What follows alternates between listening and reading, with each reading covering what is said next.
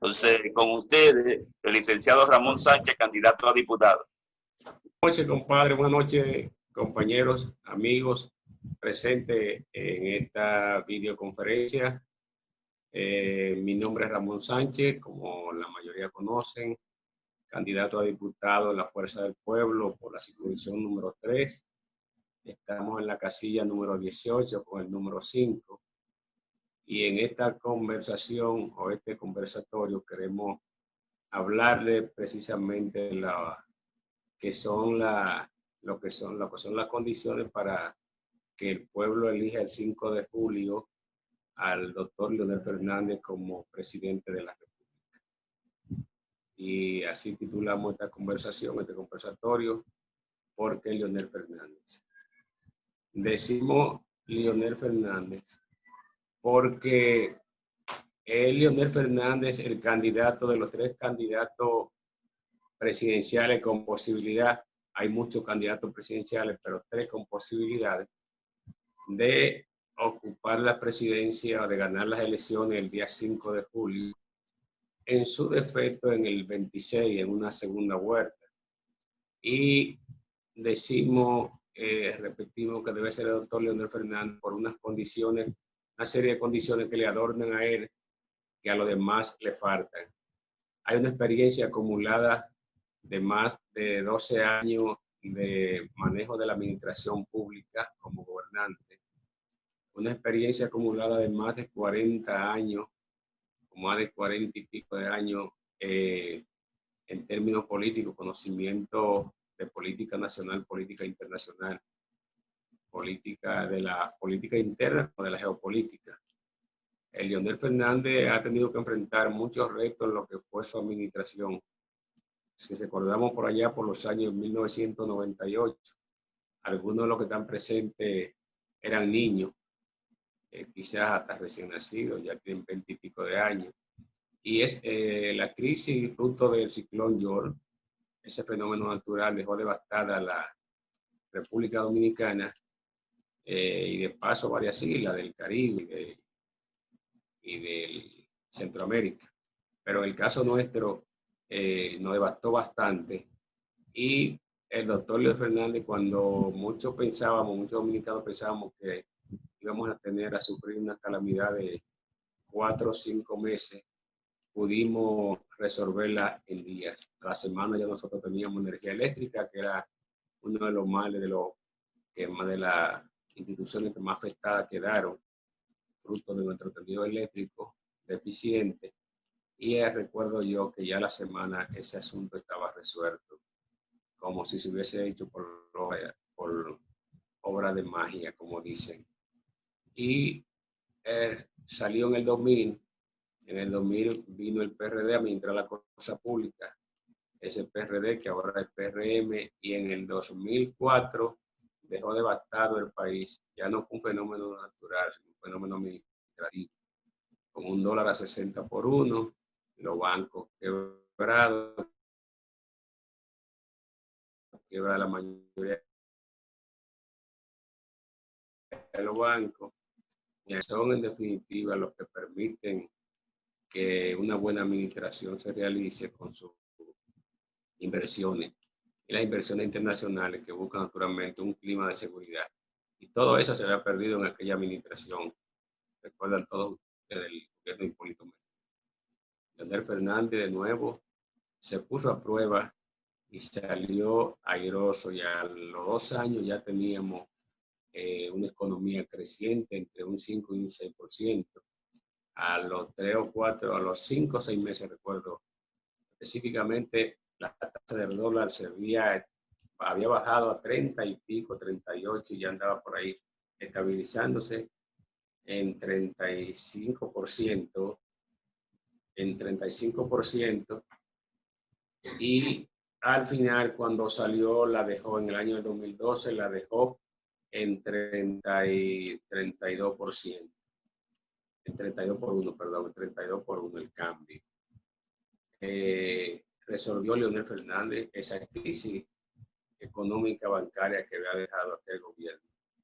Pero resultó que después del año 2008 vino entonces una recesión económica a nivel global Y esa recesión económica quebró muchísimos bancos internacionales.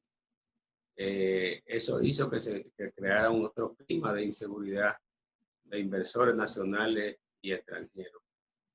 Y Leonel Fernández, aplicando métodos de crecimiento y de confianza hacia los sectores emergentes y dando sobre todo como Estado la mano amiga a las pequeñas empresas que han sufrido fruto de esa situación global, el apoyo del gobierno sacó este país a flote de nuevo y volvió la economía y creció en unos 7 puntos, que fue la única que creció en ese momento en Latinoamérica.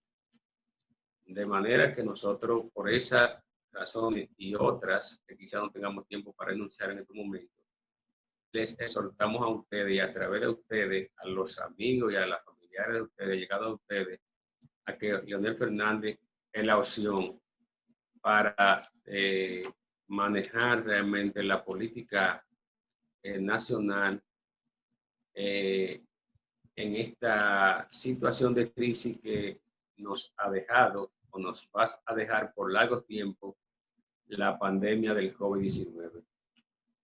Esta pandemia ha rodeado al mundo.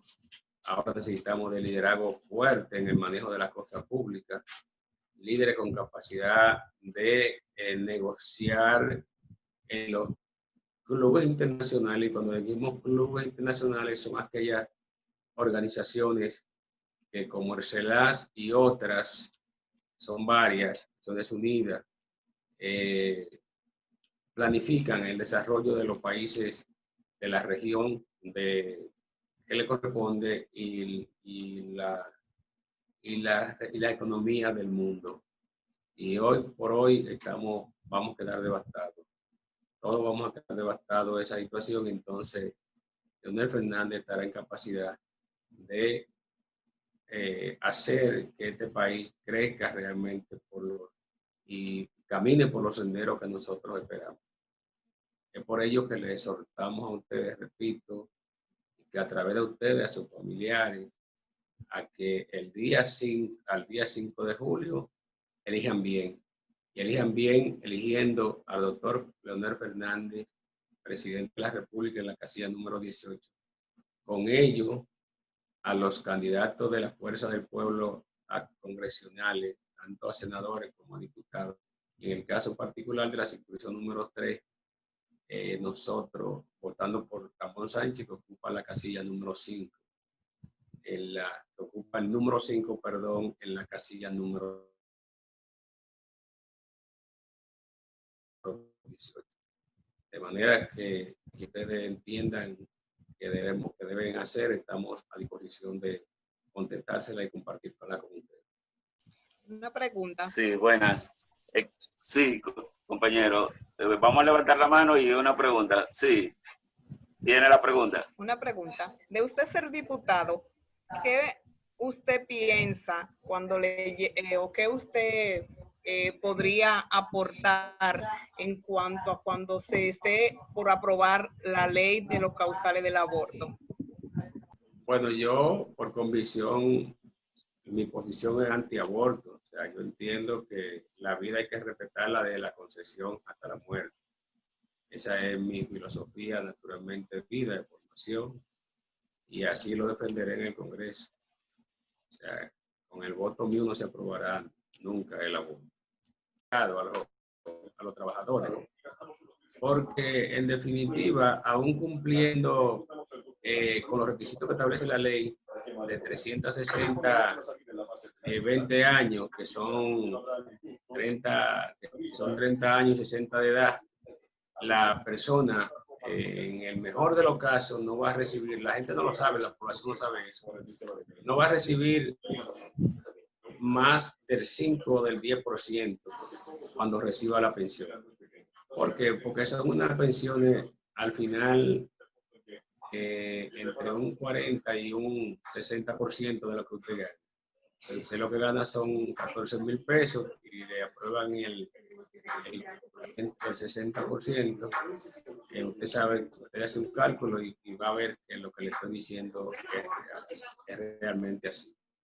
Y si gana 20,000 y le aplican también el 40 o el 60, va a llegar por ahí de modo y manera que aún usted cumpliendo con esos requisitos, 360 cuotas que equivalen a 30 años y 60 años de edad, el promedio de vida de 65 años de nosotros, es decir, ya cuando tenemos 70, 80, hemos vivido mucho. Aún llegando ahí, nosotros vamos a recibir entre el 10 y el 15%, por lo que hay que aprovechar, no solamente exigirlo ahora, sino después de la pandemia también hay que seguir exigiendo que se le devuelva el 30%, por lo menos el 30% de esos fondos acumulados a los empleados. Buenas noches, ¿verdad? Sí, te escuchamos. Buenas noches. Yo quiero saber, o sea, quería preguntarle qué proyecto ustedes tienen a los jóvenes de nuestro sector. Bueno, repito, a los jóvenes del sector, buenas noches y gracias por su pregunta. A los jóvenes del sector, yo tengo que también es otro de mis proyectos estrellas, acompañado del que acabo de mencionar, de la ley 8701, su modificación para esa devolución de esos fondos. El proyecto de los jóvenes del primer empleo y de pasantía. Y además, canalizar que a los jóvenes, específicamente los del área, se creen mecanismos de que se puedan buscar talentos. O sea, que hay muchísimos y esos emprendedores y que se puede entonces que se les dé participación en lo que ellos son capaces de hacer y desarrollar. Yo creo que a la circunscripción por año se le ha ofrecido mucho y se le ha dado poco, sobre todo a los jóvenes. Entonces, mi plan es acompañar a los jóvenes, que los jóvenes me acompañen a mí en la búsqueda de soluciones para la comunidad y para ellos de manera particular. Ok, muchas gracias. Eso era todo lo que quería saber, quería preguntar. Gracias a usted por su pregunta.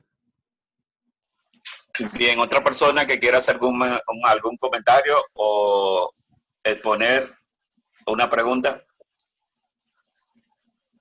Quería preguntarle como candidato a diputado por la circunscripción número 3. Me preocupa mucho la delincuencia en los barrios, pero no la delincuencia cualquiera, sino los jóvenes menores de 13 años, 14 años que están cometiendo tantos robos como crímenes en los sectores. Están dando tiros, están dando puñaladas y cuando los juzgan, que los juzgan como menores, ya en 5 años lo volvemos a ver en el barrio. Están más grandes, las cárceles de nuestro país no están reformando realmente y eso está en conocimiento. Entonces, cuando vuelven al barrio, no consiguen empleo y lo que vemos es un joven, a veces hasta más agresivo. Como diputado, la ley se trabajaría con eso para juzgarlo ya como adulto, dependiendo del grado de crimen. Contemplaría eso en la Constitución para reformar ese tipo de leyes, o se consideraría que está bien, que lo juzguen como menor y que la mala le canten 5 años, no importa el crimen que cometan. ¿Qué usted piensa acerca de eso? Buenas noches, compañera Yajaira. Excelente pregunta suya. Mire, ese es un tema, la modificación de la ley 36 sobre código de niños, niñas y adolescentes. Porque, como usted bien dice, cometen hechos, crímenes, delitos graves y se les juzga muchas veces de manera muy desigual al hecho, al crimen o al delito que han cometido. Entonces, yo soy de opinión, yo de manera particular, es un criterio mío, siempre lo ha sido, de que hay que modificar realmente, hay que modificar la ley, porque primero hay que modificarla. Hasta ahora eso es lo que tenemos, se le está juzgando así porque eso es lo que manda la ley. Hay una máxima de el derecho que dice dura les lese, la ley es dura, pero es la ley. Entonces, hay que modificar, hay que revisar esa ley y muchas leyes más, pero sobre todo esa, para lo que usted señala, porque la mayoría de las veces, aunque no tengan la capacidad de discernimiento en términos legales, porque la Constitución establece 18 años, en términos de hecho, tienen la capacidad casi suficiente para cometer el hecho agredido. O la inducción, naturalmente, de los autores intelectuales, porque también eso pasa, como la ley no tiene juzgamiento a los autores intelectuales. Recordemos que la mayoría de esos jóvenes, como usted mencionó bien, son mulas, como le dicen mulas, o sea, son muchachos usados en los barrios. Son muchachos usados en los barrios por adultos, que los mandan a cometer tal o cual hecho. Y después, entonces, a quien se les juzga es a ellos, porque como son responsables del hecho penal, entonces el autor intelectual, esa figura en términos de derecho no existe. La gente lo invoca, pero no está en nuestro código. También tenemos pendiente lo que es la aprobación del Código Penal, fruto de muchísimas situaciones, incluso el caso particular de la famosa 3 causales o del aborto. Entonces ahí hay muchos elementos más que por eso no se ha podido ver. Pero sí somos de opinión de que esa ley hay que revisarla, para que entonces también se busque ahí, que no la han visto mucha gente ni legisladores, lo que son la parte de la autoría intelectual o mandadera de los adultos que mandan a esos menores a cometer el hecho. Yajaira, ¿escuchó la respuesta? Sí, sí, complacida y realmente me agrada que esté de acuerdo con que haya que revisarla y que se considere eso, porque los barrios, los que están cometiendo los crímenes realmente, los que vivo en un barrio no son adultos, son realmente niños, pero no piensan como niños, hacen cosas que ni siquiera un adulto sería capaz de hacer. Así es.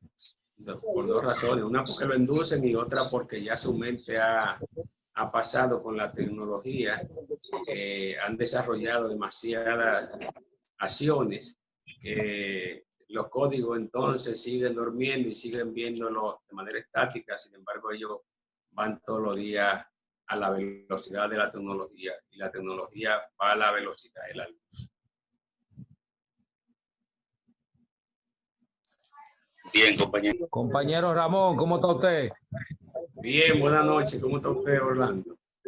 Estamos bien, gracias a Dios. Compañero, yo Qué siempre, bueno. en toda mi vida, yo he tenido una inquietud con respecto a los congresistas. Y es lo siguiente. Yo tengo alrededor más o menos como de 35 años pagando casa. Me gustaría saber la opinión suya sobre eso, porque yo creo y entiendo que una persona que tenga más de una casa debería de pagar impuestos por ella. ¿Usted está de acuerdo con eso? Buenas noches, compañero. Mire, en la ley, hay una ley, los impuestos suntuarios y sucesorales se pagan. Lo que pasa es que hay un valor para pagar para los pagos de suntuarios, las viviendas suntuarias, y su valor es mayor de 7 millones de pesos. Es decir, si usted tiene una casa que vale 1 millón de pesos, tiene otra que vale 500,000 en los barrios, usted pone 4 o 5 casitas y no llegan a 3 millones de pesos. Entonces usted no paga por eso, porque usted no llega a los suntuarios. Antes eran 5 millones, lo aumentaron a 7. Eso Antonio sabe mucho, Rudy también, y la compañera Miriam también. Entonces, esos valores suntuarios se pagan a partir de los 7 millones de pesos, compañero Orlando. Y déjeme decirle, sí hay que revisar la ley, y revisarla. No hay un proyecto que está casi aprobado, que lo sometió el diputado José Laluz, referente a lo que es la ley de alquileres y desahucio, porque esa ley data de 1955, el decreto 4807, y que está todavía en lo que fue el código Trujillo, que ya no se usa, por la ley es la que nosotros usamos, está vigente. Y les repito que la compañera Rudy la conoce bastante, y Antonio, pero para su respuesta, Orlando, de que pague, le digo que sí, que pagan a partir de los 7 millones. Sí, ¿escuchan ahora? Rudy ahí mismo. Sí. Sí, Rudy, sí. Sí, aclarando un poquito más de lo que es suntuaria. Los pagos normales de lo que son los impuestos, totalmente, si no superan lo que es, como bien dijo Ramón, que anteriormente eran 5 millones, se pagaban esas viviendas suntuarias, y ahora son de 7 millones, de ahí hacia abajo, 4 millones, 3 millones, 2 millones, no pagan normal. No pagan.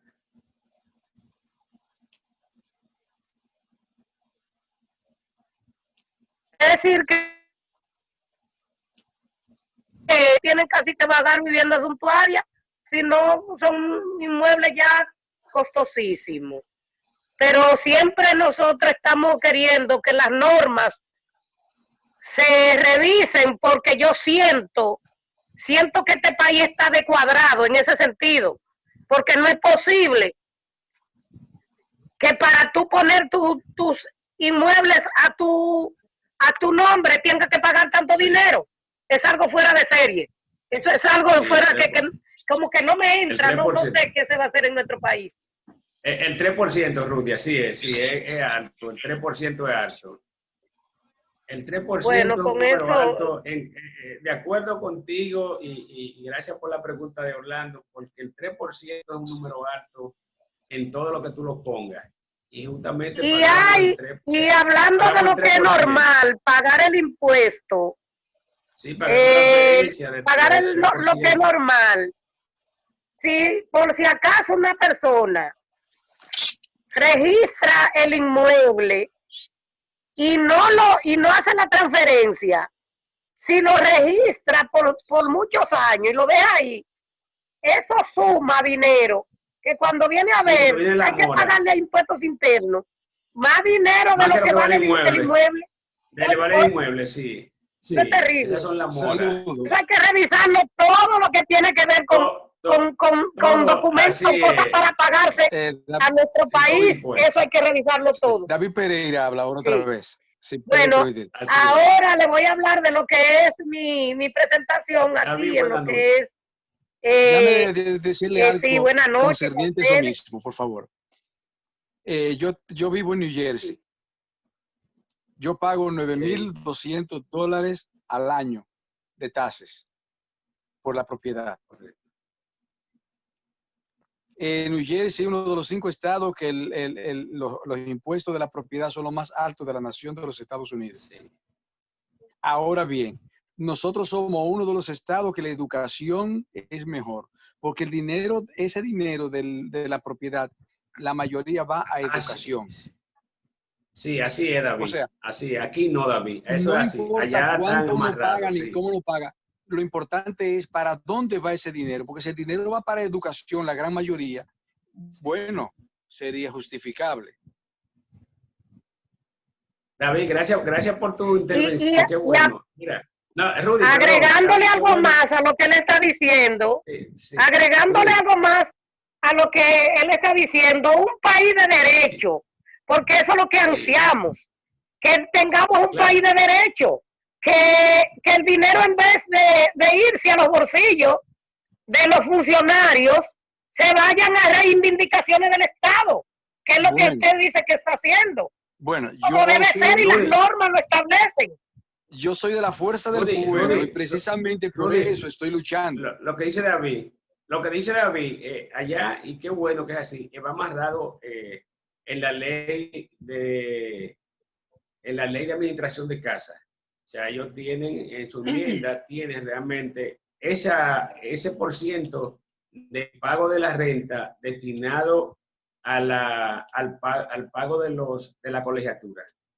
Aquí nosotros debiéramos, que muchas veces que queremos estar copiando, debemos copiar todas esas cosas buenas y debiéramos realmente dentro del proyecto de ley meter todo eso, porque aquí realmente no está amarrada lo que son el pago de la renta, David, con lo que es la educación de nuestros hijos. Y incluso allá la educación, por eso, tiene diferentes renglones. Por decirlo de Su alguna grado manera. es muy amplio, su grado es muy amplio Por lo que tú dices, porque si tú estás y tú pagas una vivienda A, por ejemplo, entonces en esa misma condición el hijo tuyo va a determinado colegio. ¿Es así o no es así? Me corrige si no es así. Sí, en la zona donde tú vives. Sí, en la zona donde vive, claro que sí. Si vive en Union City, no es lo mismo que viva en ¿cómo se llama? En las escuelas están localizadas por territorio. Y la persona va, según su vivienda, su residencia, va a la escuela que le pertenece. Esa es la en el modalidad. caso de New Jersey hay una excepción que son las academias, que las academias, por ejemplo, es una escuela más alta que son para los estudiantes que son superdotados, que tienen mejores notas, excelentes notas, pueden estudiar lo que le llamamos aquí academia, que es la misma escuela, pero lo único que tiene más recursos y el estudiante tiene que ser muy buen estudiante. Y un nivel superior. Un nivel superior, pero de la misma escuela. Tú estás en 5º grado, pero tú puedes ir a la escuela regular o a la academia. En la academia tiene que tener un promedio de 85, por ejemplo, en adelante. Que no me acuerdo cuánto es, pero es bastante. Pero y en vez de poner 40 aquí estudiantes en un aula, ponen 2 estudiantes. Gracias, David. Vamos a escuchar. Bueno, yo quiero felicitar a Ramón Sánchez y Antonio, porque en el fondo esas son las cosas que de hoy en adelante debemos de seguir haciéndolo todos los días, inclusive para que esas cosas se escuchen en el mundo entero y que nuestro país, si el partido La Fuerza del Pueblo, con el poco tiempo que tiene siendo presidido por el presidente Leonel Fernández, ganamos la primaria, porque aquí en el mundo Rubia Alcántara demuestra que ganamos la primaria de nuestro país. ¿Y por qué no ganarlo ahora? Y eso es con trabajo tesonero, con luchas, como nos enseñó el profesor Juan Bosch, que tenemos que seguirlo haciendo sin descansar, trabajando por nuestro país. Gracias a ustedes y al mundo. Gracias a usted, doña Rudy. Muchísimas gracias. Bueno, señores, buenas noches. Gracias igual. Antonio, Javier, Miriam, Yajaira, Orlando, Rudy y demás. David, muchísimas gracias por su participación. Gracias, buenas noches a todos. Y se me queda alguno. Gracias, buenas noches. A ustedes también, muchísimas gracias. Buenas noches. Correcto, llevaremos a Lionel es quien sabe de todo. Después de este COVID